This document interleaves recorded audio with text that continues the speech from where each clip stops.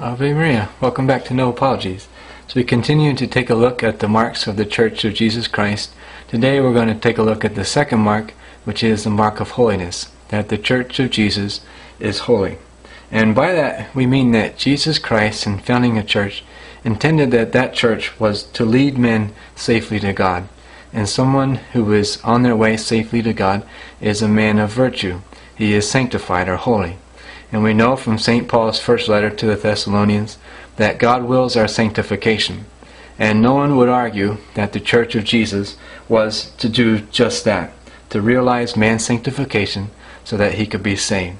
And so then, logically, we say in order to accomplish this, the Church of Jesus must preach a holy doctrine in order to light the way to heaven, and it must provide the means in order to put those teachings into practice so that one's life can be sanctified. Now, while many Christian communities can point to this or that good concerning their creeds or their standards of morality, it is again the Catholic Church which shines out as the brighter light. While Anglicans fall short in this mark, for while preserving some good things in their creeds and moralities, they've compromised God's law concerning homosexuality. And Protestantism also fails in this mark, for standing amongst their ranks is the United Methodist Church, who, by supporting the Religious Coalition for Reproductive Choice, have compromised God's laws concerning abortion.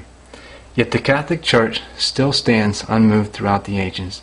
She preaches Christ and Christ crucified, always exhorting her faithful to rightly govern their passions and to practice virtues to a heroic level.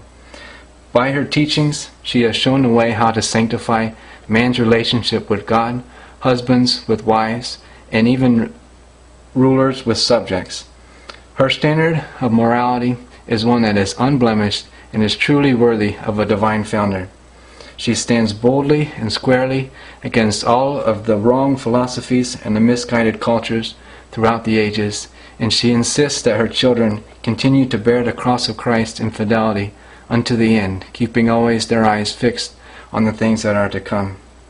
Through her hospitals, her schools, her charities, her men and women religious, the duties which Christ requires for us towards our neighbors are being fulfilled and realized every day. And she then provides the means for all of these teachings to be put into practice through her sacraments, the source of grace which is provided to her children on a daily basis so that they can persevere in the walk that our Lord has shown them. So in short, the Catholic Church makes men holy, and she has made millions of men holy. And we don't mean that there aren't members of the Catholic Church who aren't holy, but what we mean is that holiness is made available to every man. And in direct proportion to what each man is faithful to the acceptance of her doctrines or receptive of her sacraments, he will become holy. But in the same way that I can't judge any kind of a social organization by looking at those members who are disinterested or who never attend the meetings or pay their dues, so also I can't judge a church by looking at the members who aren't living up to the ideals. Instead, I should look to the members who are sincerely devoted and committed. And with that in mind then, no one can deny the holiness of a Francis of Assisi, a St. John of the Cross, or John Brebeuf, or an Edith Stein. Other Christian groups can claim their martyrs. The Catholic Church can point to her thousands and tens of thousands.